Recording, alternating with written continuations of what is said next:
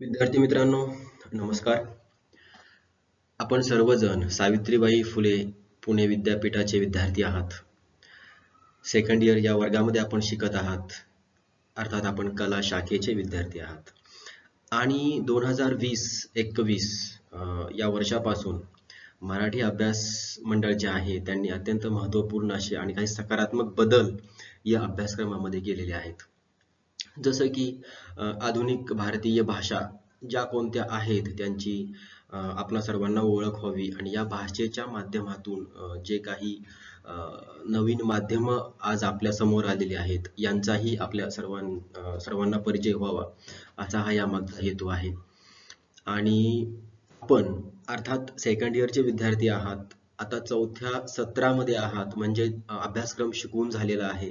अगदी तुम्ही अभ्यासाला लागलेले आहात आणि आता अगदी काही दिवसांमध्ये तुमची परीक्षा होणार आहे. तर अशा वेळी आपणासमोर अत्यंत महत्त्वाच्या काही म्हणजे MCQ टाईप क्वेश्चन्स म्हणा किंवा जे काही शॉर्ट नोट्स म्हणता येतील असं तुमच्या समोर ठेवण्याचा हा एक प्रयत्न आहे.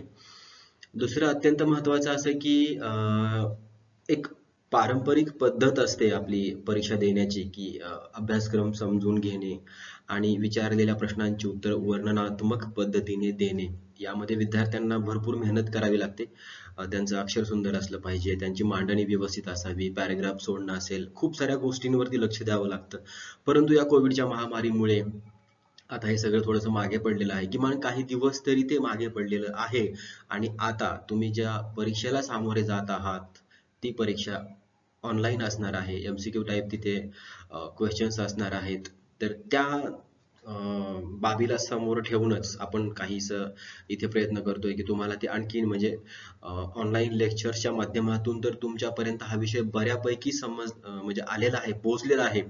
पण त्याच्या पुढे आणखीन एक स्टेप जाऊन ऑनलाईनच्या माध्यमातूनच ज्याला एक कंटेंट म्हणतो आपण आणखीन थोडंसं देण्याचा हा माझा प्रयत्न आहे. G2 या म्हणजे जनरल पेपर जो मराठी आहे, मराठीचा जो जनरल पेपर आहे त्याच्या साहित्य रंग या अभ्यास पुस्तकावरही आपण एक व्हिडिओ तयार केलेला आहे आणि तो बऱ्यापैकी विद्यार्थ्यांना आवडला. मला वाटतं हा सुद्धा आपणा सर्वांना आवडेल. थोडंसं पुस्तकाच्या परिचयाकडे जर आपण पाहिलं तर हे अशा पद्धतीचं हे पुस्तक आहे किंवा अभ्यास पुस्तक म्हणूया. आधुनिक भारतीय भाषा मराठी आणि हे 2 सत्रांमध्ये विभागलेलं एकच पुस्तक आहे. हे महत्त्वाचं कारण बऱ्याचदा असं होतं की पहिल्या सत्रासाठी एक वेगळं पुस्तक असतं, अभ्यास पुस्तक असतं. दुसऱ्या सत्रासाठी एक वेगळं अभ्यास पुस्तक असतं. परंतु इथे असं नाहीये.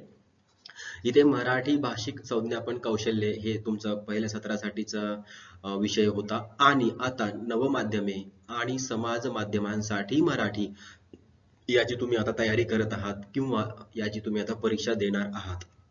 आपण या व्हिडिओमध्ये दुसऱ्या सत्रावरती फोकस केलेला आहे. अर्थातच पहिल्या सत्रासाठीचा एक वेगळा व्हिडिओ होईल, परंतु तो आता हे वर्ष अंतिम टप्प्यात आहे. म्हणून आता ते शक्य नाही. तो काही दिवसांमध्ये येणाऱ्या विद्यार्थ्यांसाठी तो असेल. तुमच्यासाठी तो कदाचित बनवणं झाला नाही. तर दुसऱ्या सत्रामध्ये आपण आहोत आणि या पुस्तकाचं संपादन डॉक्टर गीतांजली वाल्मिकराव चिने आणि डॉक्टर हरेश संपत शेळके यांनी केलेलं आहे. अर्थात हे संपादित पुस्तक आहे. हे पुन्हा पुन्हा का सांगावं लागतं कारण खूप लहान सहान प्रश्न असतात आपले की हे कुणी लिहिलं आहे किंवा काय. तर असं काही लिहिलेलं वगैरे नाहीये. हे संपादित पुस्तक आहे. हे अभ्यास मंडळाने ठरवून दिलेल्या गोष्टींप्रमाणे हे आहे सर्व. प्रशांत पब्लिकेशन यांनी ते प्रकाशित केलेलं आहे आणि आज ते मार्केटमध्ये उपलब्ध आहे. हे विशेष. या पुस्तकामध्ये एकूण 5 प्रकरणांचा समावेश आहे. या 5 प्रकरणांमध्ये पहिली 4 प्रकरणं ही नवमाध्यमांशी, समाज माध्यमांशी निगडीत आहेत आणि शेवटचं जे प्रकरण आहे ते व्यावसायिक पत्रव्यवहार हे आपलं पारंपरिक जे आपण गेल्या कित्येक दिवसांपासून किंवा कित्येक बॅचेस किंवा कित्येक विद्यार्थी ते शिकतच आहेत किंवा आपण त्याला टाळू शकतच नाही. पत्रव्यवहाराला कसं टाळावं? तर तो एक भाग 5वा चॅप्टर किंवा 5वा पाठ आहे. तर मी हे सर्व एकत्रच करण्याचा प्रयत्न केला आहे कारण याचे 5 व्हिडिओज बनवायचे. मग तुम्ही ते शोधायचे.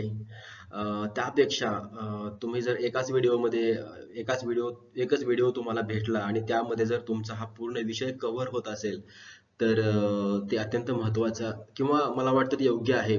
हाही एक दृष्टिकोन आहे. तर बघूया आपण पुढे.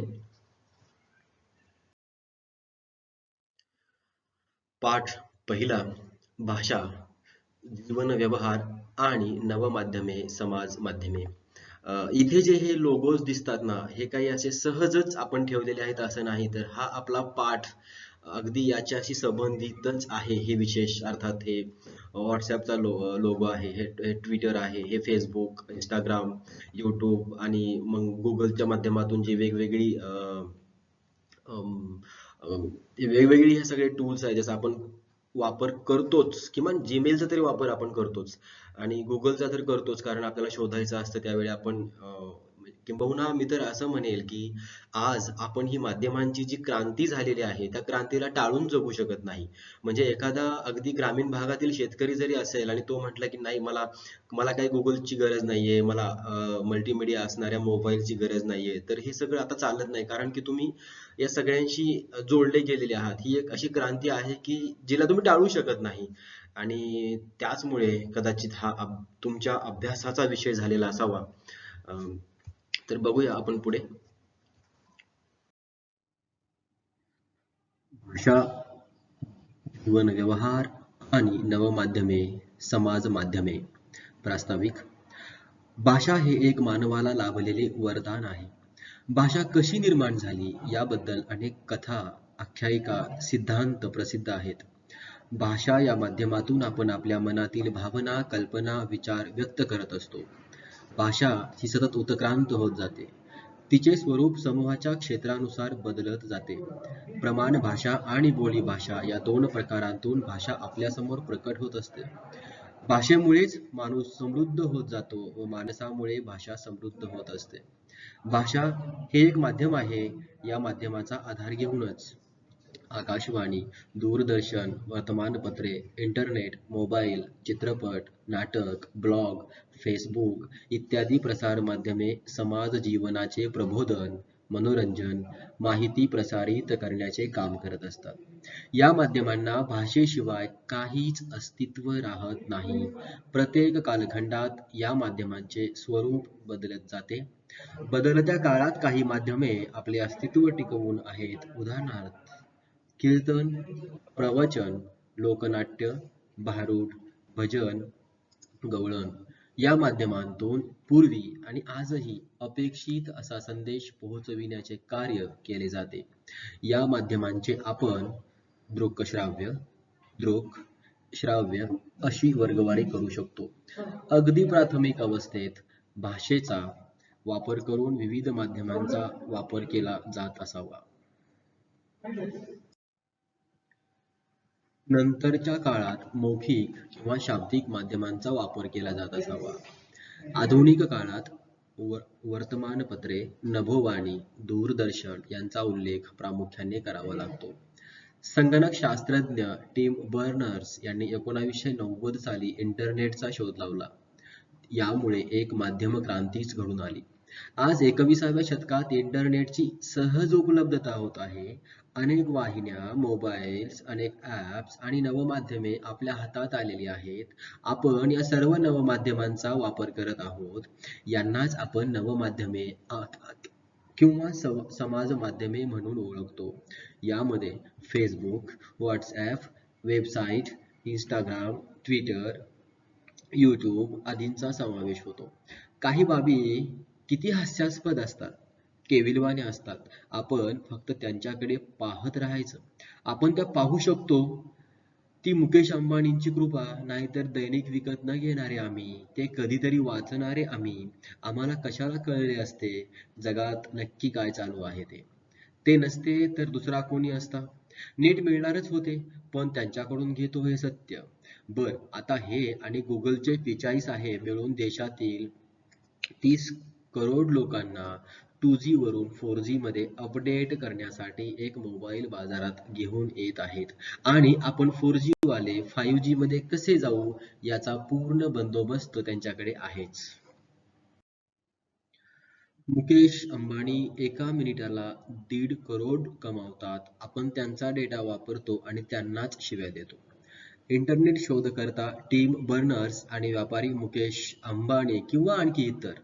तर यांच्या कृपेमुळे आपण शेतात, घरात, नोकरी, धंद्याच्या ठिकाणी म्हणजे अगदी कुठेही असलो तरी आपण 21व्या शतकात आहोत याचा फील आल्याशिवाय राहत नाही. आता डेटा बंद केला की आपले प्रश्न आ वासून उभे राहतात. हा भाग वेगळा. पण कसलं भारी वाटतं. उजव्या किंवा डाव्या अंगठ्याच्या हालचालीवर जग आपल्या समोर अगदी उघडं नागडं दिसतं तेव्हा. मानसशास्त्रज्ञ सांगून सांगून थकून गेले की मानवी मेंदूत दिवसभरात 60 ते 70 हजार विचार येतात. आता त्यावेळी मोबाईल नव्हता, येत असतील त्यावेळी, पण आता हे गणित बदलले असणार की नाही? एकतर जास्त विचार येत असतील किंवा फारच कमी येत असतील. आणि जास्त विचार येत असतील तर मेंदूच्या गेल्या कित्येक पिढ्या ऐशो आरामात जगल्या असतील, पण या पिढीला खूप त्रास सहन करावा लागत असेल. खूप गतीने मेंदूला पळावे लागत असेल. जे नाही ते दिसत असल्यामुळे किती फाईल्स निर्माण कराव्यात, त्या कुठे कुठे ठेवाव्यात, नेमके कामाचे काय, बिनकामाचे काय, काही काही कळत नसेल किंवा त्याने स्वतःला बदलून घेतलेही असेल कुणास ठाऊक. आपण सर्वांनी तर आपल्याला बदलून घेतलेच आहे यात शंकाच नाही. आपल्याला एक मोबाईल हवा. दररोज 2 किंवा जास्त GB नेट हवेच. जर नसेल तर सकाळचा अलार्म, बाथरूममध्ये वाजणारी गाणी, मेल्स, संदेश, मिस कॉल्स, झूम बैठका, ऑनलाईन तास, खरेदी, पैसे पाठवणे आणि स्वीकारणे, सोशल मीडिया आणि मित्र-मैत्रिणी, फोटो काढायचा आणि तो जपून ठेवायचा, अशी यादी कितीही वाढू शकते. ही एक क्रांती आहे, तर तिला टाळायचे कसे? आणि का टाळायचे? याचे उत्तर नसल्यामुळे किंवा पर्यायच नसल्यामुळे आपण हा बदल स्वीकारला यात काही शंका नाही. आणि आम्ही खात्रीचे गिराईक झालो. लोकांनी आमच्या गरजा वाढवल्या, आम्हाला सोयी उपलब्ध करून दिल्या, माहितीचा सागर आम्हाला उपलब्ध करून दिला. दूर, अगदी कितीही दूर पाहिले तरी किनारा न दिसणाऱ्या त्याच्या अथांगतेपुढे आम्ही खूप खुजे आहोत याची जाणीव न होऊ देण्याचे कसबही त्यांच्या अंगी आहेच. अगोदर लोक म्हणायची, आमच्या बैलांना चारा हवा, मग आमचे काहीही होऊ द्या. पुढे लोक म्हणायला लागली, मोटार गाडीत पेट्रोल पाहिजे, बाकी काही असो नाहीतर नसो. आता हेच लोक म्हणतात, मोबाईल तर हवाच, पण डेटा नसेल तर जगण्यात काय उपयोग? म्हणजे हल्ली लोक खायला, प्यायला, फिरायला असल्या नसल्याची तक्रार करत नाहीत, पण मोबाईल आणि डेटा नसेल तर ते अस्वस्थ होतात. त्यांना काय करावे तेच कळत नाही. आश्चर्य वाटावे किंवा कल्पना वाटावी अशी ही बाब, पण नाकारता न येणारे एक कठोर सत्य. आपल्याकडे पूर्वीच्या म्हणजे 1990च्या किंवा इसवी सन 2000 पूर्वी आपल्याकडे येणाऱ्या माहितीची सर्व मदार ही आकाशवाणी, दूरदर्शन, दैनिके यावरच होती. 2000 नंतर मात्र आपण नवनवीन माध्यमांशी जोडले गेलो. Facebook, Twitter, blog, WhatsApp, YouTube जवळपास आपण सर्वच जण या नवमाध्यमांना जोडले गेलो आहोत. आपण या माध्यमांना समाज माध्यमे म्हणून ओळखतो. अगदी सोशल मीडिया म्हणताच आपल्यासमोर ही नवमाध्यमे उभी राहतात. या समाज माध्यमांमुळे आपला काही फायदा झाला तर काही प्रमाणात आपला तोटाही होत आहे. ज्ञान, माहिती, अनुभव इत्यादींची देवाणघेवाण सोपी झाली. आपण फायद्यांबद्दल चर्चा करतोय तर इत्यादींची देवाणघेवाण सोपी झाली. लौकिक जीवनात कितीही दूर असलो तरी हे अंतर फार कमी करण्यात आपण यशस्वी झालो. हे जग आता खेडे झाले आहे. एका क्लिकमध्ये आपण जगात कुठेही असलेल्या व्यक्तीशी जोडले जाऊ शकतो. आज कोरोना महामारीत आपल्याकडे इंटरनेट आहे. यामुळे आपण आपली नित्याची कामे कमीत कमी समस्यांसह पूर्ण करत आहोत. इंटरनेटमुळे आपले जीवन अधिक सुखकर झाले आहे. हे नाकारता येत नाही. याच माध्यमातून आपण पैसेही कमावू शकतो. आपल्या वस्तूंची विक्री करू शकतो. काम मिळवू शकतो. हो, ही यादी अशी वाढत जाणारी आहे. थोडक्यात इंटरनेटमुळे आपण बऱ्याच प्रमाणात स्वतःला बदलवू शकलो आहोत. आज आपण खरेदी, विक्री, वाचन, लेखन, प्रदर्शन, मनोरंजन, विचार मत प्रदर्शन ही कामे तर करत आहोतच, पण चॅनलची निर्मिती करून आपल्या वस्तूंची ऑनलाईन विक्री करून आपण पैसेही मिळवत आहोत. संकटकाळी आपण मदतीची हाक मारली तर हजारो लोक आपल्या मदतीस धावून येतात. एका क्षणात या घटना घडतात. एका क्लिकवर हे सर्व घडते. आपण या सर्व बाबींशी आज खूप परिचयाचे झालो आहोत. या समाज माध्यमांचे काही तोटेही आहेत. आपण त्याचाही थोडक्यात विचार करूया. नवमाध्यमे आणि समाज माध्यमे यांचा फायदा मोठ्या प्रमाणात आहे. त्याच प्रमाणात तोटेही आहेत. या माध्यमांवर खोटे खाते उघडून गुन्हेगार मोकाट फिरत आहेत. आपल्या माहितीचा फायदा घेऊन आपल्याला फसवणाऱ्या टोळ्याही या माध्यमांवर सक्रिय आहेत. अपघातात सापडलेल्या लोकांना मदतीचा हात देण्याऐवजी लोक फोटो आणि व्हिडिओ काढण्यात व्यस्त असतात. याचाच अर्थ माणुसकी हरवत चाललेली आहे. खोटी माहिती पसरवून जाती धर्मात दंगली घडवून आणल्या जातात. आलेले संदेश न तपासता पुढे पाठवून देण्याच्या प्रवृत्ती वाढल्या आहेत. या माध्यमांमुळे लोक दूरवर असतात किंवा आहेत ते अगदी क्षणात एकत्र येत आहेत. मात्र जवळची माणसे दूर जात आहेत याचे भान आपल्याला राहत नाही. सर्वच गटातील व्यक्ती या माध्यमांचा वापर करत आहेत. त्या वापरावर काहीही नियंत्रण नसल्यामुळे आज अनेक आजार डोके वर काढत आहेत. शारीरिक वय आणि मानसिक वय यामध्ये असणारा समतोल ढासळत चालला आहे. माहितीचा साठा मोठ्या प्रमाणात झाल्यामुळे अनुभवशून्य अशी पिढी उदयास येत आहे. ज्येष्ठ माणसांना आदर देण्याची प्रथा आता बंद होताना दिसत आहे. कारण आता गुरुकडे जाण्याची गरज राहिली नाही. आपल्याला पडणारे प्रश्न आता गुरुऐवजी गुगल भाऊंना विचारल्यास तो त्याची उत्तर देऊ शकतो किंवा देतोच. अगदी काही सेकंदात हे उत्तर उपलब्ध असल्यामुळे गुरु शिष्य परंपरेला तडे जाताना दिसत आहेत. सर्वात मोठा तोटा म्हणजे या माध्यमांच्या अतिवापरामुळे मानसिक आजार आणि गुन्हेगारीचे प्रमाण प्रचंड वाढत आहे. यशाचे झटपट मार्ग शोधले जात आहेत. यामुळे शिक्षणाचे महत्त्व कमी झाले तर वाईट वाटायला नको अशी अवस्था आज निर्माण झाली आहे. भाषा, जीवन व्यवहार आणि नवमाध्यमे महत्त्वाचे प्रश्न. भाषा ही एक सामाजिक संस्था आहे. संस्कृतीची वाहक आणि निर्माणक कोण असते? अर्थात भाषा असते. कोणाच्या बदलाबरोबर भाषा आपले स्वरूप बदलत असते. अर्थात समाजाच्या बदलाबरोबर भाषा आपले स्वरूप बदलत असते.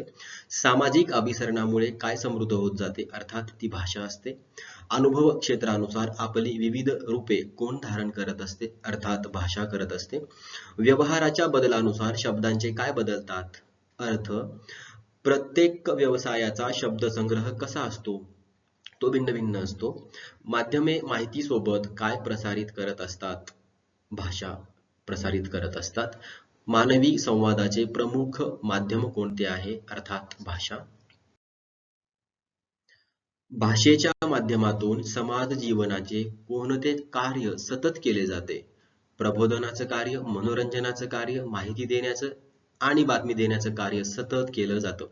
भाषेच्या माध्यमातून कोणती माध्यमे समाजाचं प्रबोधन करत असतात? आकाशवाणी, दूरदर्शन, वर्तमानपत्र, इंटरनेट, मोबाईल, चित्रपट, नाटक, ट्विटर, ब्लॉग, फेसबुक इत्यादी. प्राचीन आणि आधुनिक काळातही कोणती माध्यमे आपले अस्तित्व टिकवून ठेवण्यात यशस्वी ठरली आहेत? उत्तर आहे कीर्तन, प्रवचन, लोकनाट्य, भारूड, भजन इत्यादी. माध्यमांची वर्गवारी कशी करता येईल? दृकश्राव्य आणि श्राव्य. आधुनिक काळातील प्रारंभीची माध्यमे कोणती आहेत? वर्तमानपत्रे, आकाशवाणी आणि दूरदर्शन. प्रारंभीची माध्यमे कोणते उद्देश डोळ्यासमोर ठेवून आपले कार्य करत होते? समाज जागृतीचं कार्य, समाजाचं प्रबोधन करणं, समाजापर्यंत माहिती पोहोचविणं आणि शेवटी सर्वसामान्य जनतेची अर्थात लोकांची जागृती करणं हे ते कार्य होतं. नियतकालिकातून समाजाचे कोणत्या प्रकारचे भरण पोषण होत असते? वैचारिक, सामाजिक, राजकीय, सांस्कृतिक इत्यादी भरण पोषण हे सतत होत असतं. कोणत्या मासिकामुळे नियतकालिकांच्या नव्या युगाला प्रारंभ झाला? अर्थात बाळशास्त्री जांभेकर यांच्या दिग्दर्शन. पाठ दुसरा. नवमाध्यमे आणि समाज माध्यमांचे प्रकार. ब्लॉग, फेसबुक आणि ट्विटर. इथे एक प्रश्न आपल्या सर्वांसमोर पडू शकतो की नवमाध्यम किंवा समाज माध्यम एवढी मोठ्या संख्येने उपलब्ध असताना आपण ब्लॉग, फेसबुक आणि ट्विटर बद्दलच का बरं बोलतोय?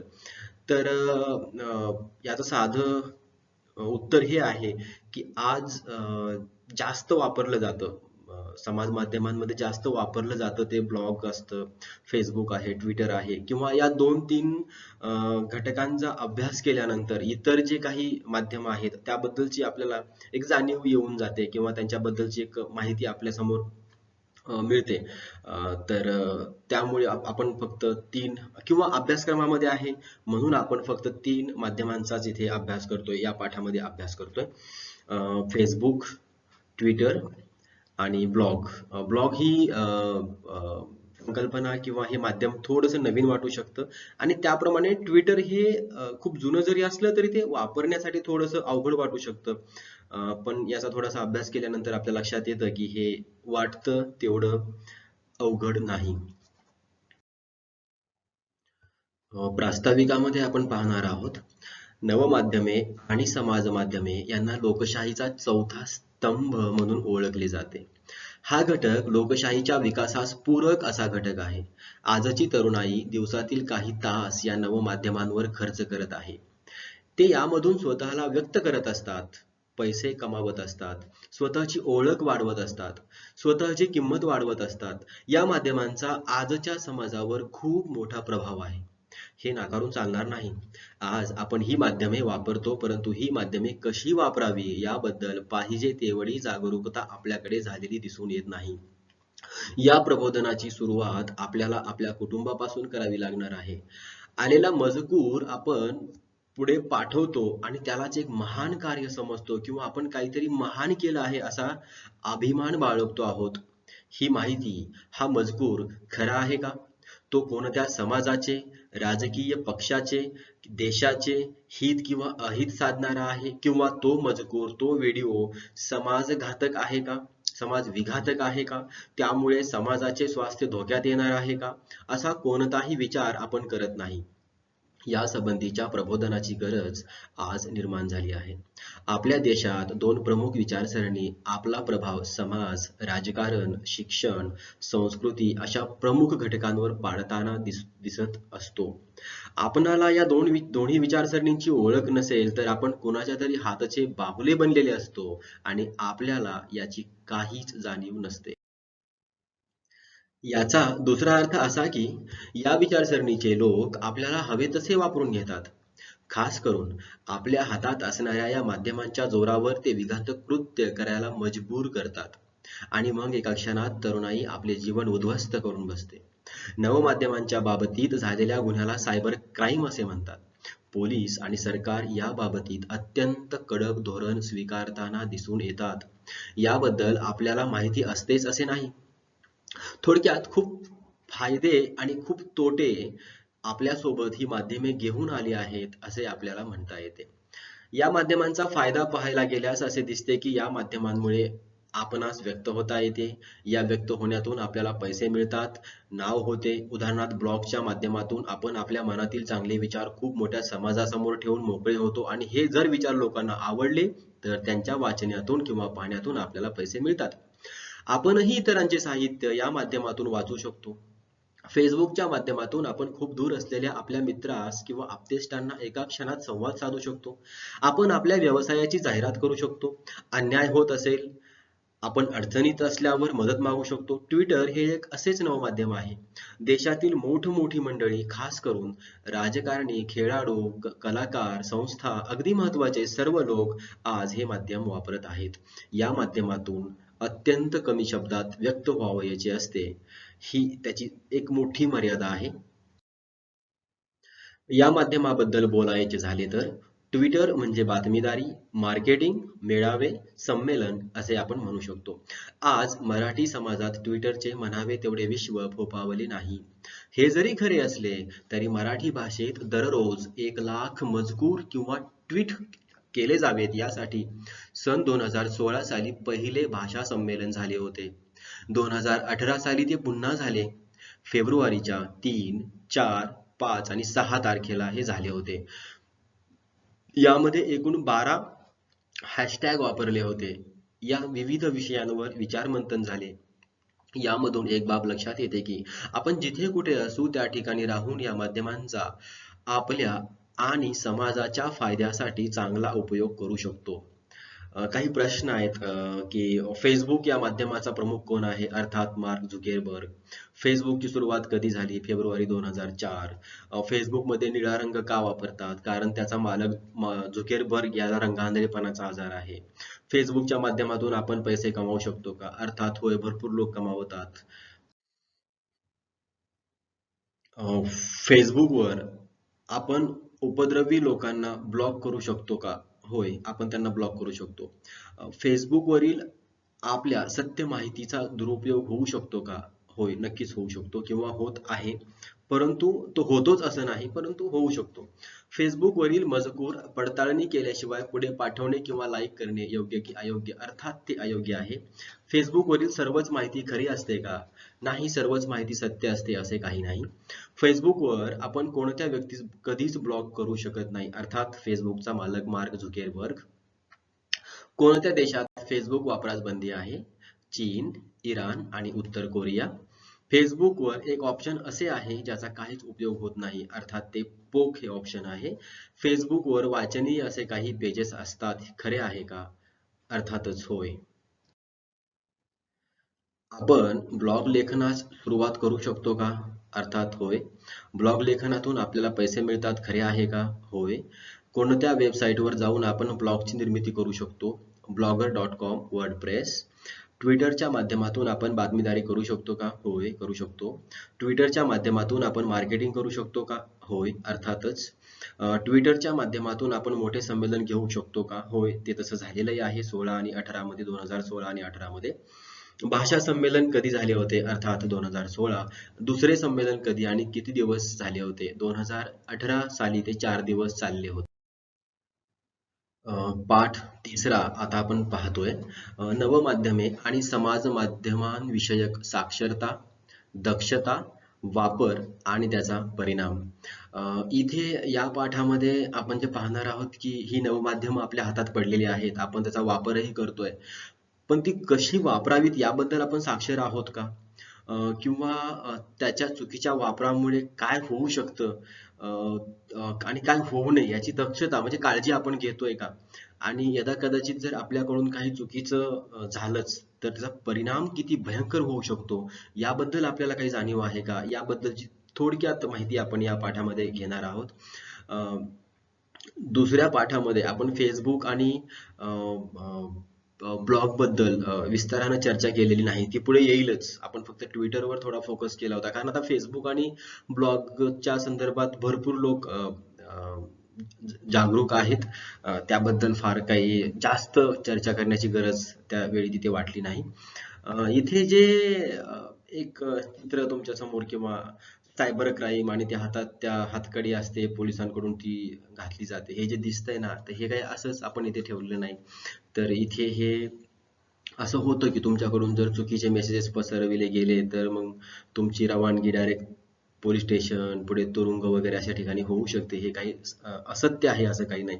इथे एक दुसरी इमेज येते की 6 negative side effects of too much social media. आता आपण विळख्यात सापडलो या माध्यमांच्या अशी अशी अशी चर्चा होते किंवा हे खरं आहे. आणि मग काय होतं त्यामुळे तर लो सेल्फ इस्टीम, त्यानंतर FOMO, depression and anxiety, lack of quality sleep, poor human interaction आणि सायबर बुलिंग हे सगळं होतं यामधून. तर हे काही खोटं आहे असं नाही. याबद्दल आपण पुढे पाहणारच आहोत. इथे एक चित्र आहे की social media silent killer of your mental health आणि तुमच्या डोक्याच्या भोवती ही सगळी माध्यमांची सगळी लोगोज दिलेले आहेत. एव्हरी इमेज काहीतरी सांगत असते. प्रत्येक चित्र काहीतरी सांगत असतं आणि असं म्हणतात की one image is louder than thousands words. So you can see this image and you can read this also. हे इकडे सायबर जे हॅकर लोक असतात त्यांचा चेहरा दिसत नाहीये मात्र त्यांची ऍक्टिव्हिटी सतत चालू असते. आणि मग इकडे हे आपण कसे सर्वजण म्हणजे मोठ्या गर्दीत असू किंवा मोठ्या संख्येनं असू किंवा एकटे असू, आपण मोबाईल शिवाय राहत नाही. प्रत्येक जण त्या मोबाईल मध्ये असा गुंतून गेलेला आहे. तर ते यातून चित्र किंवा यातून तो अर्थ निघतो. आणि शेवटी सावधान आहे की बघा, हे सगळं तुमच्या समोर तर आहे, माध्यम तुमच्या समोर आहेत, तुम्ही त्याचा वापर करत आहात, त्यासाठी तुम्हाला फार काही पैसेही मोजावे लागत नाहीत, पण ती तुमच्या जीवाशी, तुमच्या प्रतिष्ठेशी, तुमच्या खिशासोबत, तुमच्या बँकेसोबत, तुमच्या अगदी जगण्या मरण्यापर्यंत ही पोहोचलेली आहेत किंवा इथपर्यंत ती तुमच्या जीवनावर इम्पॅक्ट करू शकतात. असं काहीसं या पाठामध्ये पुढे आता आपल्या वाचनातून येईलच. बघूया. या प्रास्ताविकामध्ये आपण आता पाहतोय की 21वे शतक हे माहिती तंत्रज्ञानाचे शतक म्हणून ओळखले जाते. या शतकाच्या प्रथम दशकात आपली सर्वांची ओळख नवमाध्यमांशी झाली. कधी काळी म्हणजेच 20व्या शतकात फोन, दूरदर्शन, रेडिओ, वर्तमानपत्र या बाबींशी समाजातील काही घटकांचाच संबंध यायचा. जे लोक पैसे खर्च करू शकतात तेच लोक अशा साधनांकडे वळत होते. सर्वसामान्य जणांची ती गरजच नव्हती, किंबहुना त्यांच्या जगण्यावर या साधनांचा असल्याचा किंवा नसल्याचा काहीच परिणाम होत नव्हता. आज मात्र ही परिस्थिती बदललेली आहे. आज आपण मोबाईल, संगणक आदी साधनांशिवाय जगूच शकत नाही किंवा आपले दैनंदिन व्यवहार पूर्णच करू शकत नाही, अशी परिस्थिती निर्माण झाली आहे. जग हे खेडे होत आहे किंवा झाले आहे. अशा वेळी आपण बदलायलाच हवे, ही काळाची गरज आहेच. मात्र या बदलासोबत काही जबाबदाऱ्याही येऊन पडतात, याची आपण पाहिजे तेवढी काळजी किंवा खबरदारी घेताना दिसत नाहीत. केवळ याच कारणांसाठी समाज माध्यमांच्या वापराबाबत घ्यावयाची काळजी हा विषय चिंतेचा झाला आहे. अत्यंत कमी किमतीत उपलब्ध असणारी ही माध्यमे जेव्हा आपल्या जीवावर कोपतात, त्यावेळी ते आपले खूप काही हिरावून नेतात, याची साक्ष आज आपल्या सर्वांना येताना दिसत आहे. थोडक्यात, नवमाध्यमे वापरताना जी काळजी घ्यावी लागते, याची चर्चा आपण मागील पाठात घेतली आहेच. या पाठात आपण ही चर्चा अधिक विस्ताराने पाहणार आहोत. आपण सर्वच जणांचा किंवा आपल्या सर्व जणांचा कोणत्याही कारणांनी का होईना या माध्यमांशी संबंध येतोच येतो. तो आजच्या कालखंडात आपण टाळूही शकत नाही. अशा वेळी आपले पासवर्ड्स कुणालाही सांगू नयेत. आपल्या संबंधीची व आपल्या परिवारासंबंधीची खासगी माहिती या माध्यमांवर शक्यतो लिहू नये. जीवनातील अत्यंत महत्त्वाची अशी माहिती, फोटो इथे न पोस्ट केलेलेच बरे. आपण एखाद्या ग्रुपचे मुख्य असाल तर या समूहामध्ये खोटी, दंगल भडकावणारी माहिती प्रसारित होत नाही ना, याची काळजी घेतली पाहिजे. काही आक्षेपार्ह आढळून आल्यास www.cybercrime.government.in या संकेतस्थळावर जाऊन आपली तक्रार दाखल करावी. समूहात एखाद्या व्यक्तीस जोडून घ्यायचे असेल तर त्याच्याबद्दलची आपल्याला माहिती असायलाच हवी, किंवा अशा समूहात संदेश पाठविण्याची मर्यादा घालून दिलेली बरी. ही माध्यमे जेवढी काळजीपूर्वक वापरावी, मगच ती आपल्याला हितकारक असतात. मात्र जर आपण यांचा वापर काळजीपूर्वक केला नाही तर आपल्याला कारागृहात ते घेऊन जाऊ शकतात. अगदी थोडक्यात सांगावयाचे झाले तर या माध्यमांमुळे माहितीची देवाणघेवाण विनामूल्य करता येते, सहज संपर्क करता येतो, ऑनलाईन ओळख निर्माण करता येते, पारंपरिक व्यवसायापेक्षा नवीन वाट सहज धरता येते. या माध्यमांच्या साहाय्याने भरपूर पैसा कमावता येतो. वरील काही फायदे आपण पाहिले, अगदी काही तोटे पुढीलप्रमाणे आहेत. अतिवापरामुळे एकाग्रता भंग पावते, सायबर गुन्हेगारी वाढते, पैसे मिळविण्याचे सोपे मार्ग शोधण्याच्या नादात गुन्हेगारी वाढत आहे आणि वाचन तर कमी झालेलेच आहे. गुरु शिष्य परंपरा धोक्यात आली आहे. संदेश आहे तसे पुढे पाठविण्याच्या वृत्तीमुळे समाजात तेढ निर्माण होत आहे, दंगली निर्माण होत आहेत, सामाजिक स्वास्थ्य धोक्यात येत आहे. चुकीच्या माहितीमुळे समाज अगदी सहज भडकवता येतो. याचा फायदा काही समाजकंटक घेत असतात. संशोधनाची प्रवृत्ती लोप पावत चाललेली आहे. स्मरणशक्ती कमी होत आहे. एकटेपणा वाढत चालला आहे. मानसिक रुग्णांच्या संख्येत वाढ होत आहे. अभिरुची कमी होत आहे.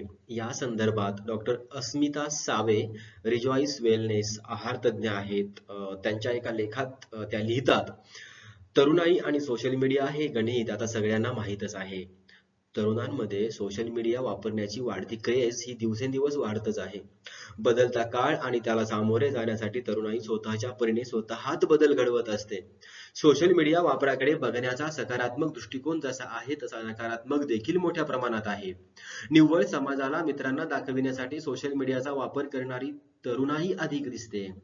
सतत फेसबुक, व्हॉट्सॲप, इंस्टाग्राम, ट्विटर यांचा वापर हानी पोहोचवित असतो. सोशल मीडिया स्लो पॉइझन आहे. सोशल मीडियामुळे मोबाईलचा वापर मोठ्या प्रमाणात केला जातो. त्यामुळे कामातील, अभ्यासातील आणि एकंदरीतच दैनंदिन व्यवहारातील एकाग्रता कमी होते. विशेषतः रात्रीच्या वेळी मोठ्या प्रमाणात मोबाईल वापरला जातो. मोबाईलमधून निघणाऱ्या रेडिएशनचा डोळ्यांवर विपरीत परिणाम होतो. त्याचप्रमाणे मेंदूलाही ते हानी पोहोचवतात. यासंबंधी वंदना घोडेकर आणि श्रीकृष्ण कोल्हे लिहितात की फेसबुक आणि व्हॉट्सॲपद्वारे तरुणींचे वेगवेगळे ग्रुप करून मेसेजेस पाठवून प्रेमाच्या जाळ्यात ओढण्याचा प्रयत्न करणाऱ्या इंजिनिअरिंगच्या तरुणाला पोलिसांनी गजाआड केले आहे. त्याने तब्बल 430 मुलींना फेसबुकवर मित्र बनविले होते. त्यापैकी 22 ते 25 मुलींना वेळोवेळी मेसेज पाठवून त्रास दिल्याचे तपासात समोर आले आहे. फेसबुकवरून सुंदर मुलींचे फोटो आणि मोबाईल क्रमांक मिळवून आरोपीने मुलींचा व्हॉट्सॲप ग्रुप तयार केला होता. त्या ग्रुपवर सक्रिय राहून काही काही मुलींना प्रेमाच्या जाळ्यात ओढण्याचा प्रयत्न केला. एका तरुणीला वेळोवेळी मेसेज केले आणि तिला प्रेमाची गळ घातली. त्याच्या त्रासाला कंटाळून संबंधित तरुणीने तक्रार केल्यानंतर हा प्रकार उघडकीस आला. दुसरं एक उदाहरण असंच आहे. एका महिलेच्या नावाचा आणि फोटोचा गैरवापर करून एका व्यक्तीने फेसबुकवर अनेक फेक अकाउंट्स तयार करून तिची बदनामी केली.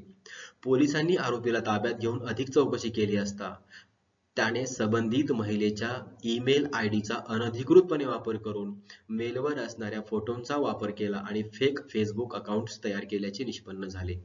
संबंधित महिला व आरोपी हे एकाच कंपनीत कामाला होते. त्या महिलेवर असणाऱ्या एकतर्फी प्रेमातून हे कृत्य केल्याचे पोलीस तपासात समोर आले आहे. घरच्या लोकांचा स्मार्टफोन वापरण्यास विरोध होता म्हणून तिने मैत्रिणीच्या मोबाईलवरून फेसबुक अकाउंट सुरू केले. हवे तेव्हा अकाउंट वापरून ती त्यातून लॉग आउट करत होती. चुकून कधीतरी तिच्या अकाउंटची काही माहिती लीक झाली. त्यातून तिला ब्लॅकमेल केले जाऊ लागले. घरच्या लोकांना कळले तर काय होईल याची एकीकडे भीती आणि दुसरीकडे होणारा त्रास. यातून शेवटी तिने घरच्या लोकांना घडलेला प्रकार सांगितला. त्यांनी पोलिसांकडे तक्रार करणे टाळले कारण त्यातून होणाऱ्या बदनामीची त्यांना भीती होती. सध्याच्या काळात सोशल मीडिया हा समाजाचा आरसा झाला आहे. आपल्या आयुष्यातील चांगल्या वाईट गोष्टी आवर्जून फेसबुक, व्हॉट्सॲप, ट्विटर, इंस्टाग्राम अशा विविध ॲप्सवर शेअर केल्या जात आहेत. या आभासी जगाची आता सर्वांना भुरळ पडू लागली आहे. त्याला कोणीही अपवाद नाही. कुटुंब, शाळा, कॉलेज, पदवीचे शिक्षण, क्लासच्या ठिकाणी, नोकरी, जिम, बागांमध्ये असलेले ग्रुप्स अशा एक ना अनेक ठिकाणी जोडले गेलेल्या लोकांना सोशल मीडियाने आणखी जवळ आणले असले तरी त्यातून होणारे बेबनाव, गैरवापर, त्रास देणे, बदनामी होणे या त्रासाला अनेकांना सामोरे जावे लागत आहे. ओळख निर्माण करण्याच्या नादात असलेल्या ओळखी टिकविण्यासाठी, नाती टिकविण्यासाठी आणि मुख्य म्हणजे आपल्यात संवाद होऊन तो टिकावा, त्यातून सुसंवाद घडत राहावा या गरजेपोटी बोलणे होत राहते. ते वाढत जाते. त्यातून निर्माण झालेल्या विश्वासातून तर कधी प्रभावित करण्यासाठी वैयक्तिक फोटो आणि माहिती शेअर केली जाते. त्याचाच कधीतरी गैरवापर होतो आणि त्यातून होणाऱ्या त्रासाला तोंड द्यावे लागते. आपल्याच चुकीमुळे किंवा आपली माहिती चोरून अकाउंट हॅक करून त्रास दिला जातो तेव्हा तक्रार करण्यास महिला आणि मुली धजावत नाहीत. त्याचा त्रास त्यांना सहन करत बसावा लागतो. सोशल मीडियावर आपली माहिती देऊन अनेकांना विविध प्रकारच्या त्रासांना सामोरे जावे लागले आहे. तरुण मुलगे मुलींना ब्लॅकमेल करतात, लग्नाचे आमिष दाखवून शारीरिक संबंध ठेवतात. त्याच वेळी त्यांचे फोटो आणि व्हिडिओ काढले जातात. नंतर ते व्हायरल करण्याची धमकी दिली जाते. अशा प्रकारांमुळे काहींनी आत्महत्या केल्याचेही प्रकार घडले आहेत. सोशल मीडियाच्या या जगात पोस्ट, लाईक्सची चढाओढ आहे. त्या नादात चुकीची माहिती शेअर होणे, गॉसिप होणे असे प्रकार होतात. आपल्याला व्यक्ती स्वातंत्र्य आणि अभिव्यक्ती स्वातंत्र्य आहे, परंतु येथे व्यक्त होताना त्याच्या परिणामांचा विचार केला जात नाही. त्यातून अफवा पसरतात, गैरसमज होतात. सोशल मीडियाचा वापर विधायक कामांसाठी केला तर तो नक्कीच चांगला आहे. मात्र त्यातून अनेकदा विध्वंसक कृत्येही केली जातात. आपण व्यक्त होण्याचे माध्यम आपल्या हाती आले आहे. सोशल मीडियाचा सुकाळ होण्यापूर्वी व्यक्त होण्याची माध्यमे मर्यादित होती. त्यातून मिळणारा आनंद वैयक्तिक होता. आता आपल्याला आनंद सार्वजनिक करताना अनेकदा भान सुटते. सोशल मीडियाचा वापर हे दुधारी शस्त्र आहे. काही तरुणी समोरच्या व्यक्तीला न भेटता फक्त फेसबुकवरील चॅटिंगवरून जेव्हा फसवणुकीला बळी पडतात, तेव्हा सोशल मीडियाची दुसरी काळी बाजू उघडकीस येते. फसवणूक झालीच तर बदनामीच्या कारणाला न घाबरता तक्रार देण्यासाठी पुढे आले पाहिजे. आभासी जग असले तरी त्यातून लोक जोडले गेले आहेत. त्याचा योग्य वापर, त्याचे योग्य भान राहिले पाहिजे. याविषयी ॲडव्होकेट सुप्रिया कोठारी म्हणतात, सोशल मीडियाचा नेमका वापर कसा करावा याची माहिती अनेकांना नसते. त्या अज्ञानामुळे अनेक वैयक्तिक फोटो, आक्षेपार्ह फोटोही शेअर होतात. अनेकदा फोटो मॉर्फ करून वापरले जातात. त्यातून समोरच्या व्यक्तीची बदनामी केली जाते, ब्लॅकमेल केले जाते. फेसबुकच्या माध्यमातून अनेक जुने मित्र, मैत्रिणी पुन्हा जोडले गेले आहेत. त्यांच्याशी माहिती शेअर केली जाते. त्यातून काही गोष्टी लीक झाल्यास त्याचा फटका बसतो. अ, पाठ 4 यामध्ये आपण पाहणार आहोत वेबसाईट, ब्लॉग आणि ट्विटरसाठी कसं लेखन करायचं आहे ते. परंतु त्यापूर्वी आपण वेबसाईट म्हणजे काय ते पाहूया. आजच्या काळात प्रत्येक व्यक्ती इंटरनेटचा वापर करतो. आपल्याला काही माहिती हवी असेल तर आपण लगेच Googleवर सर्च करतो आणि ही माहिती मिळवतो. पण ही माहिती कोण बनवते? कोण इंटरनेटवर एवढी प्रचंड माहिती तयार करते? तर याचे उत्तर आहे वेबसाईट. Google फक्त सर्च इंजिन आहे. हे फक्त तुम्हाला ठराविक वेबसाईट पर्यंत नेऊन सोडते आणि पुढे सर्व माहिती तुम्ही त्या वेबसाईटवर मिळवता. आता वेबसाईट म्हणजे काय? वेबसाईट म्हणजे वेब पेजेसचा एक संच असतो. प्रत्येक वेब पेजमध्ये काही ना काही माहिती साठवलेली असते. ज्याप्रमाणे पुस्तकात वेगवेगळी पाने आणि विभाग एकत्र केलेले असतात, त्यांना एकत्र करून एक पुस्तक तयार होतं. त्याचप्रमाणे अनेक वेब पेजेस मिळून म्हणजेच तुमच्या उद्योग, व्यवसाय, शैक्षणिक माहिती, मजकूर, ॲनिमेशन या सर्वांचा योग्य उपयोग करून एक पुस्तक तुमच्याबद्दल माहिती देत असते. याचा अर्थ ती वेबसाईट असते. अशा असंख्य वेबसाईट्स इंटरनेटवर उपलब्ध आहेत.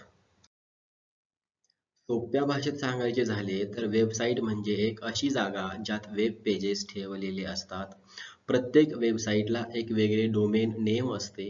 कोणत्याही दोन वेबसाईट्सचे डोमेन नेम सारखे नसते. या डोमेन नेमचा वापर करून वेबसाईटच्या प्रत्येक वेब पेजसाठी एक विशिष्ट URL असते. URL म्हणजे लिंक, ज्यावर क्लिक केल्यावर त्या ठराविक वेबसाईटवर व्यक्तीला नेले जाते. वेबसाईटवर जायला एक ॲप किंवा सॉफ्टवेअरची गरज असते, ज्याला वेब ब्राउझर असे म्हटले जाते. जसे की Google Chrome, Jio browser, opera mini हे काही वेब ब्राउझरची उदाहरणे आहेत.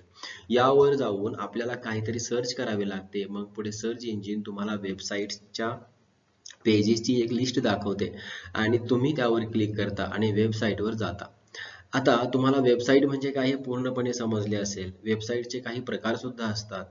वेबसाईटचे मुख्यतः दोन प्रकार आहेत. एक स्टॅटिक वेबसाईट आणि दुसरं डायनामिक वेबसाईट. स्टॅटिक वेबसाईट्स मध्ये या वेबसाईटला स्थिर वेबसाईट असे म्हणतात. या प्रकारामध्ये वेबसाईटची बनावट ही स्थिर स्वरूपात असते. स्टॅटिक वेबसाईटमधील वेब पेजेसचा HTML कोड हा वेब सर्व्हरमध्ये साठवलेला असतो. वेबसाईटवर येणाऱ्या प्रत्येक व्यक्तीसाठी वेबसाईट ही सारखीच दिसते. स्टॅटिक वेबसाईटला वेब प्रोग्रॅमिंग किंवा डेटाबेस डिझाईनची गरज नसते. स्टॅटिक वेबसाईट हा वेबसाईटचा सर्वात मूळचा भाग असतो आणि हा बनवायला अत्यंत सोपा असतो. छोट्या वेबसाईटसाठी स्टॅटिक वेबसाईट वापरणे उत्तम असते आणि जर मोठी वेबसाईट बनवायची असेल तर डायनामिक वेबसाईट बनवावी लागते. डायनामिक वेबसाईटसाठी वेब प्रोग्रामिंग आणि डेटाबेस डिझाईनची गरज असते. या प्रकारच्या वेबसाईटमध्ये माहिती साठवलेली असते आणि यात बदल होत असतो. डायनामिक वेबसाईट मधील माहिती साठवण्यासाठी कंटेंट मॅनेजमेंट सिस्टीमचा वापर केला जातो. जसे ब्लॉगर, वर्डप्रेस, विक्स असे काही कंटेंट मॅनेजमेंट सिस्टीम्स आहेत. जेव्हा वेबसाईटला आपण भेट देतो तेव्हा वेबसाईट त्याच्यासाठी वेगळी माहिती दर्शवते. जसे फेसबुक प्रत्येक व्यक्तीला वेगळ्या पोस्ट दाखवते. डायनामिक वेबसाईट वापरण्याचा फायदा असा की हाताळायला सोपी असते आणि तोटा असा की वेबसाईट बनवायला जास्त खर्च येतो. काही प्रश्न महत्वाचे आहेत ते आपण घेऊया. जगातली पहिली वेबसाईट कोणती आहे? जगातली पहिली वेबसाईट टिम बर्नर्स-ली यांनी CERN मध्ये बनवली होती आणि 6 ऑगस्ट 1991 रोजी लागू केली होती. http://www.info.cern.ch ही जगातली पहिली वेबसाईट आहे. इंटरनेटवर किती वेबसाईट्स आहेत? इंटरनेटवर 2 अब्ज वेबसाईट्स आहेत आणि ही संख्या प्रत्येक मिनिटाला वाढतच जात आहे.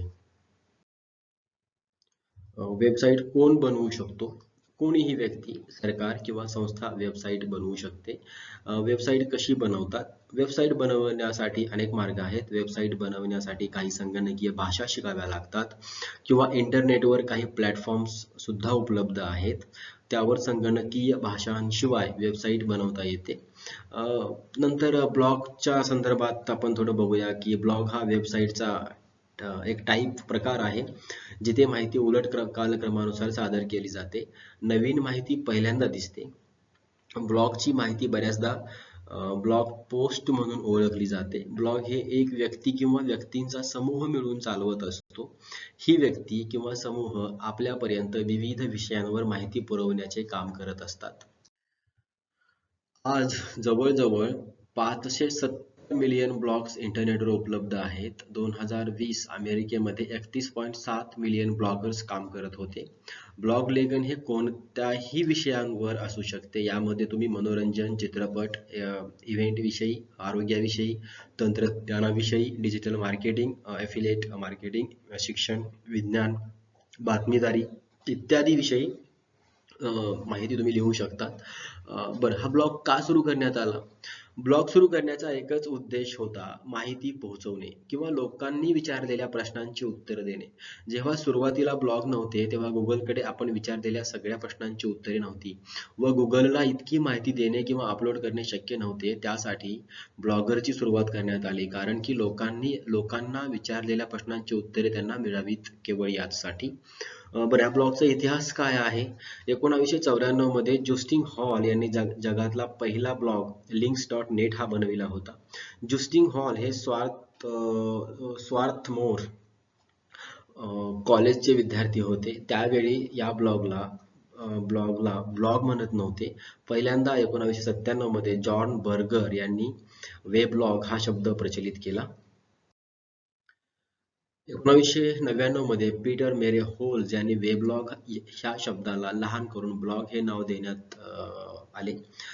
त्यानंतर या शब्दाला आधार बनवून पॅरालब्स यांनी blogger.com यांच्याद्वारे हे टूल बनवण्यात आले. सध्या blogger.com हे गुगल जवळ आहे. तेव्हापासून ब्लॉगिंग लिहिण्यास सुरुवात झाली. यामुळे ब्लॉग लिहिण्यासाठी आपल्याला प्रोग्रामिंगची गरज पडत नाही. हे सगळे काम ब्लॉगर करत आहे. भारतातील पहिले ब्लॉगर कोण आहेत? अमित अग्रवाल यांना भारतातील पहिले ब्लॉगर मानले जाते. त्यांची साईट labanoil.organization वर त्यांच्याविषयी माहिती दिलेली आहे. ब्लॉगिंगचे प्रकार. ब्लॉगचे प्रकार हे ब्लॉगचा उद्देश दाखवतो की आपण कोणत्या उद्देशाने ब्लॉग बनवत आहोत. तसेच ब्लॉगचे प्रकार सांगणे खूप कठीण आहे, कारण की कोणत्याही उद्देशाने ब्लॉग बनवला जाऊ शकतो. त्यामध्ये काही महत्त्वाचे प्रकार आहेत. उदाहरणार्थ वैयक्तिक ब्लॉग. वैयक्तिक ब्लॉगमध्ये ब्लॉगर हा आपल्याविषयी किंवा एखाद्या व्यक्तीविषयी माहिती देण्याचा प्रयत्न करत असतो. यामध्ये ब्लॉगर हे आपल्याविषयी माहिती लिहित असतात. त्यामध्ये ते त्यांचे रोजचे जीवन, त्यांच्या आवडी निवडी, त्यांच्या आयुष्यातील एखादा प्रसंग इत्यादी सगळी माहिती लिहून लोकांना आकर्षित करत असतात. वैयक्तिक ब्रँड ब्लॉग. ब्लॉगमधून ब्रँड तयार करण्यासाठी कोचिंग, मार्गदर्शन, वैयक्तिक विकास, अध्यात्म इत्यादी माध्यमांतून विशिष्ट लोकांना आकर्षित केलं जातं.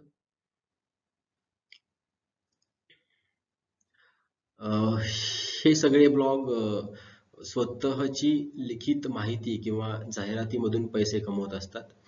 कॉर्पोरेट ब्लॉग, कंपनी आपल्या बिझनेसचे प्रॉडक्ट विकण्यासाठी कॉर्पोरेट ब्लॉग बनवत असते. या ब्लॉगचा मुख्य उद्देश प्रॉडक्ट प्रमोट करणे आणि आपल्या प्रॉडक्टची विक्री वाढवणे हा आहे. कॉर्पोरेट ब्लॉगला बिझनेस ब्लॉगही म्हटले जाते. या प्रकारचे ब्लॉग कंपनीची माहिती, प्रॉडक्ट आणि सर्व्हिसेस याबद्दल असतात. निची ब्लॉग, या प्रकारचे ब्लॉग कोणत्याही एका विषयावर विषयी असतात. ब्लॉगर कोणताही एक टॉपिक निवडून त्यावर माहिती प्रसारित करत असतो. म्हणजेच कोणत्याही एका विषयावर माहिती देणे याला आपण निची ब्लॉग म्हणू शकतो. निची ब्लॉगचे काही विषय आहेत. त्यामध्ये ब्लॉगर माहिती लिहित असतात. मनोरंजन blog, movies blog, food blog, health blogs, education blog, technology blog, travel blog, science blog, fashion blog, news blog, त्यानंतर गव्हर्नमेंट जॉब्स, अशा विविध विषयांवर ही सगळी माहिती लिहिली जाते. एफिलिएट मार्केटिंग ब्लॉग म्हणजे दुसऱ्या कंपनीच्या प्रॉडक्ट्सची माहिती ब्लॉगद्वारे लोकांना देणे व लोकांना तो प्रॉडक्ट ब्लॉगरने दिलेल्या लिंकद्वारे विकत घेतल्यास कंपनीद्वारे कमिशन मिळवणे. ब्लॉगर आपल्या ब्लॉगमध्ये प्रॉडक्टची मार्केटिंग करत असतो. यामध्ये युजर दिल्या गेलेल्या लिंकद्वारे प्रॉडक्ट विकत घेतो व ब्लॉगरला त्या बदल्यात कमिशन भेटते. अशा प्रकारे ब्लॉगर एफिलिएट मार्केटिंग करून लाखो रुपये कमवत आहेत. एफिलिएट मार्केटिंग ब्लॉग पर्सनल किंवा ग्रुप ब्लॉगिंग असू शकतात. मायक्रो ब्लॉग, या प्रकारामध्ये माहिती थोडक्यात दिलेली असते. मायक्रो ब्लॉगिंग साइटला सोशल मीडिया असेही म्हणतात. सोशल मीडियावर पब्लिश केलेली ब्लॉग पोस्ट मायक्रो ब्लॉग असते. इव्हेंट ब्लॉग, कोणत्याही खास इव्हेंटवर बनविलेल्या ब्लॉगला इव्हेंट ब्लॉग म्हटले जाते. काही ब्लॉगर होळी, दिवाळी, गुढीपाडवा इत्यादी सणांविषयी माहिती आपल्या ब्लॉगमध्ये प्रकाशित करत असतात. आठवं आहे मीडिया ब्लॉग. या प्रकारच्या ब्लॉगमध्ये मीडिया फाईल प्रकाशित केल्या जातात, ज्यामध्ये व्हिडिओ पोस्ट केले जातात किंवा इमेज ब्लॉगिंग असतं, त्यामध्ये काही फोटोही प्रकाशित केले जातात. गेस्ट ब्लॉग्स हा 9वा प्रकार आहे. काही ब्लॉगर दुसऱ्याच्या वेबसाईटमध्ये माहिती लिहित असतात. लोकांना अधिक आकर्षित करण्यासाठी या प्रकारची ब्लॉगिंग केली जाते. नंतर ट्विटर बद्दल किंवा ट्विटरवर कसं लिहिलं जातं याबद्दल आपण पाहतोय. ट्विटरसाठी लेखन अत्यंत सोपे आहे. आपल्याला 140 शब्दांत आपला संदेश पोस्ट करावयाचा असतो. यासाठी आपल्याकडे भाषिक कौशल्य असायला हवे. कोणत्या वेळी कोणता फोटो आणि व्हिडिओ पोस्ट करायला हवा याचेही भान असायला हवे. काही संकल्पना स्पष्ट असायला हव्यात. राजकारण, समाजकारण, जात, धर्म, विचारसरणी, देशाचा सांस्कृतिक, राजकीय, सामाजिक, शैक्षणिक इतिहास, अर्थात काहीही लिहून चालत नाही. ते लोकांनी वाचावे. त्यांना आपण काय लिहिणार आहोत याची चाहूल लागली पाहिजे. आपण एखाद्या पदावर कार्य करत असाल तर आपल्या क्षेत्रात काय चालू आहे याची लोकांना जाणून घेण्याची अपेक्षा लागलेली असते. या अपेक्षांची आपण पूर्तता करायला हवी, तरच आपण एक चांगले ट्विटर हँडलर किंवा चालक होऊ शकतो. पाठ 5वा, अर्थात या सत्रातील हा 5वा पाठ आहे. व्यावसायिक पत्रव्यवहार, जे आपल्या परिचयाचं आहे की पत्र कसं लिहावं हे सर्व. प्रास्ताविकामध्ये पाहतोय की पत्रलेखन ही एक कला आहे. आज नवमाध्यमांच्या काळामध्ये ही कला मागे पडताना दिसत आहे. हे जरी सत्य असले तरी आजही औपचारिक अनौपचारिक पत्रांचे लेखन होत असते. आपण लिहिलेले किंवा आपल्याला पाठविले गेलेले पत्र हा एक पुरावा असतो. शब्दांच्या माध्यमातून भावना, विचार, कल्पना, संदेश, माहिती, अत्यंत गोपनीय अशी माहितीही इथे व्यक्त होत असते. आज आपण 21व्या शतकात आहोत. माहिती तंत्रज्ञानाच्या या युगात माणसांतील अंतर फारच कमी झाले आहे. अगदी सहज कमी वेळात संवाद साधण्याचे अनेक पर्याय आपल्याकडे उपलब्ध असल्यामुळे आपण पत्रलेखन हे जाणीवपूर्वकच करतो. असे असले तरी पत्रलेखन हा प्रकार अभ्यासण्याचा आणि जाणीवपूर्वक शिकण्याचा प्रकार आहे. पत्रलेखनाशी संबंधित काही महत्त्वाचे प्रश्न पुढीलप्रमाणे. पत्रलेखनाचे मुख्य प्रकार किती व कोणते आहेत? उत्तर 2 प्रकार आहेत, औपचारिक व अनौपचारिक. औपचारिक पत्राचे प्रकार सांगा. अर्ज, तक्रार पत्र, चौकशी पत्र. औपचारिक पत्रात मायना झाल्यावर काय लिहावे? उत्तर विषय, संदर्भ. तारीख व पत्ता कुठे लिहावा, अर्थात पत्राच्या उजव्या कोपऱ्यात. पत्र ज्यांना पाठवायचे आहे त्यांचा पत्ता कुठे लिहावा, पत्राच्या डाव्या बाजूस. औपचारिक पत्रात पालाळिकपणा असावा काय, नाही तो असता कामा नये. औपचारिक पत्राचा शेवट कसा असावा, आपला विश्वासू, आपला कृपाभिलाषी किंवा इतरही आपला नम्र, आपला कर्मचारी वगैरे तिथे जे योग्य वाटेल ते. अनौपचारिक पत्रलेखनाबद्दल आपण आता पाहतोय. अनौपचारिक पत्र कोणास लिहिले जाते, जवळचे नातेवाईक, मित्र, परिचित यांना ते लिहितो. अनौपचारिक पत्रलेखनाच्या खाली उजव्या कोपऱ्यात काय लिहावे, आपले नाव व सही लिहावी. अनौपचारिक मायना लिहिताना काय भान बाळगावे, आपले संबंध कोणत्या प्रकारचे आहेत याचं भान नक्कीच असायला हवं. अनौपचारिक पत्रामध्ये विषय आणि संदर्भ असतो काय, अर्थात नाहीच. पत्रलेखनात परिच्छेद पाडले जातात काय, होय ते असतातच. अनौपचारिक पत्राचा समारोप कसा करावा, आपले संबंध कोणत्या प्रकारचे आहेत हे लक्षात घेऊ. अनौपचारिक पत्राची भाषा कशी असावी, सहज बोलल्यासारखी आणि घरगुती स्वरूपाची. अनौपचारिक पत्राची सुरुवात शुभदर्शक शब्दांनी करावी का, अनौपचारिक पत्राची सुरुवात शुभदर्शक शब्दांनी करावी का, हो केलीच पाहिजे. परंतु ती करावी की नाही आपल्यावर अवलंबून आहे, पण केली तरी काहीच हरकत नाही. इथे काही संक्षेप आहेत ज्याला शॉर्ट कट्स किंवा शॉर्ट फॉर्म म्हणूया. माचं माननीय होतं, श्रीमचं श्रीमती, श्रीचं श्रीयुत, शी सा न वीचं श्री साष्टांग नमस्कार विनंती विशेष, स न वीचं सप्रेम नमस्कार विनंती विशेष, सा न वीचं साष्टांग नमस्कार विनंती विशेष, साऊचं सौभाग्यवती, तीचं तीर्थरूप, चीचं चिरंजीव. त्यानंतर इथे पण थोडंसं बघण्यासारखं आहे की ज्या व्यक्तीला पत्र लिहायचे आहे ती व्यक्ती कोण असेल, तर पत्रलेखकानं काय लिहावं, त्याचा मायना कसा असावा, त्याचा शेवट आणि स्वाक्षरीमध्ये म्हणजे शेवटी कोपऱ्यात काय लिहायचं आहे. आता आपण इथे पाहिलं की हे सगळं शॉर्ट फॉर्म्स आहेत, पण हे कधी वापरायचे आहेत. उदाहरणार्थ आता आई वडिलांना पत्र लिहितोय आणि मुलगा किंवा मुलगी लिहिते, तर तीर्थ रूप लिहितोय आपण, तीर्थ स्वरूप लिहित नाहीये. आणि इथे शेवट मग तुमचा, तुमची, घरगुती काहीतरी आपलं लाडकं नाव असतं. इतर वडीलधारी मंडळी आहेत जी म्हणजे आई वडिलांच्याच वयाची वगैरे आहेत, तर लेखक वयाने किंवा अधिकाराने लहान असल्यास तीर्थरूप. ऍक्च्युली इथे आई वडिलांना आपण तीर्थरूप लिहितो, पण इथे तीर्थरूप लिहिण्यापेक्षा तीर्थ स्वरूप लिहितो आपण. मग साष्टांग नमस्कार विनंती विशेष जे इथे आहे.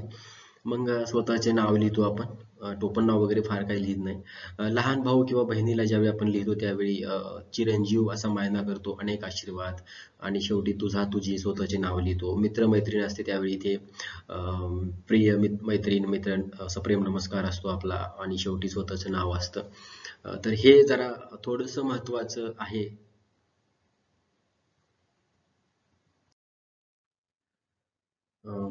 आणि आता आपण शेवटच्या टप्प्यात आहोत.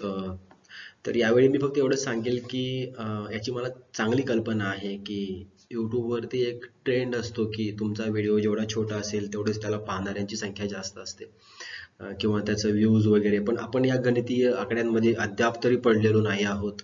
हा व्हिडिओ बनविण्याच्या पाठीमागचा एकमेव उद्देश हा आहे की जे विद्यार्थी या कला शाखेचे आहेत आणि ज्यांना हा विषय याच वर्षी अनिवार्य असा हा विषय आहे, मग त्यांना एक व्हिडिओ जर त्यांच्या हातात सापडला पडला तर त्यांना त्यांना जे काही प्रश्न पडतात त्या प्रश्नांची बऱ्यापैकी उत्तर एकाच व्हिडिओमध्ये मिळावीत. तोच व्हिडिओ त्यांनी थांबवून थांबवून त्याचे स्क्रीनशॉट्स काढून म्हणा किंवा त्यावरती स्टॉप करून ते वाचावं. कदाचित असंही होऊ शकतं की काही प्रश्न तुम्हाला पडू शकतात, तर तुम्ही इथे माझा नंबर दिलेला आहे, तुम्ही मला ते सांगू शकतात, किंवा माझ्याकडून काही चुकाही झालेल्या असू शकतात, बऱ्याच गोष्टी असतील एडिटिंगच्या असतील वगैरे वगैरे, तुम्ही मला तेही सांगू शकतात. परंतु शेवटी एकच सांगेल की हा व्हिडिओ तुमच्यासाठी आहे. तुम्ही परीक्षेला सामोरं जात आहात, परिस्थिती प्रचंड भयंकर आहे, म्हणजे कोविडच्या मुळे मी हे सगळं बोलतोय, आणि अशा परिस्थितीमध्ये तुम्ही कारणांची रांग लावू नका. अपयश अपयशाची कारणं भरपूर असतात. मला वाटतं यश ओढून ताडून आणू नका, मेहनतीने आणा आणि तुमच्या मेहनतीला थोडंसं मदत करणारा हा व्हिडिओ आहे किंवा तो असेल अशी मी अपेक्षा बाळगतो. तुम्हाला खूप शुभेच्छा आणि थांबतो. धन्यवाद.